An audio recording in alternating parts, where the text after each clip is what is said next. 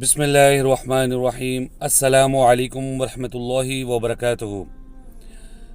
रसूलुल्लाह सल्लल्लाहु अलैहि वसल्लम ने फरमाया, मेरी उम्मत में ऐसे लोग पैदा होंगे जो रेशम को, शराब पीने को, जिना को और मौसीकी के आलात को हलाल समझेंगे। जी नाज़रीन, कहीं हम इन चीज़ों को हलाल तो नहीं समझ रहे। देखिए, रेशम मना किया गया मर्दों के लिए, औरतें पहन सकती हैं। और इसके अलावा आप देखें, शराब कितनी आम हो चुकी हुई है, कितनी खूबसूरत बोतल बनाकर पेश की जाती है और लोग इसको पीने वाले इसको बड़ा ही इजी ले लेते हैं कि नहीं यार सारे पी रहे हैं, ठीक है।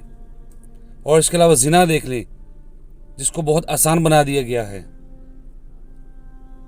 कहीं हम इसमें शामिल तो नहीं है।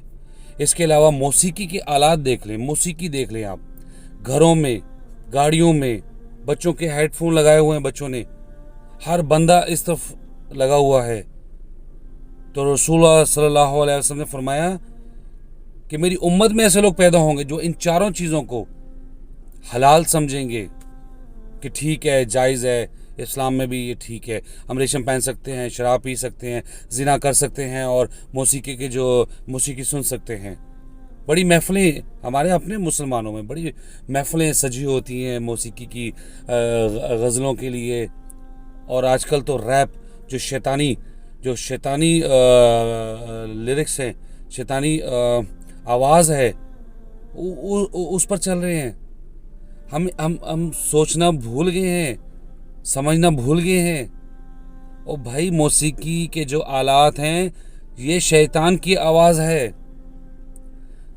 एक दफ़ा हज़रत उमर इस्लाम गुज़र रहे थे तो उनके कानों में बांसुरी की आवाज़ पहुंची, तो उन्होंने अपनी दोनों उंगलियां अपने कानों में दे डाली और कहा कि ये तो शैतान की आवाज़ है, बांसुरी। तो आप देखें कि और इससे जितने भी इंस्ट्रूमेंट हैं, बाकी जितने मौसीकी के हैं, वो सारे हराम हैं। उनसे जो भी म्यूज़िक बनता है, फिर हम गाते हैं, शिरकिया कलमात होते हैं, सख्ती से मना है। छोटी सी ज़िंदगी है, इसमें कोशिश करें इन चीज़ों से बच जाएं, इंशाअल्लाह। फिर आखिरत में इनाम क्या है? जन्नत। तो अल्लाह ताला से दुआ है कि अल्लाह ताला हमें अमल की तौफीक अता फरमाए। आमीन। अस्सलामु अलैकुम वरहमतुल्लाहि वबरकातुहू।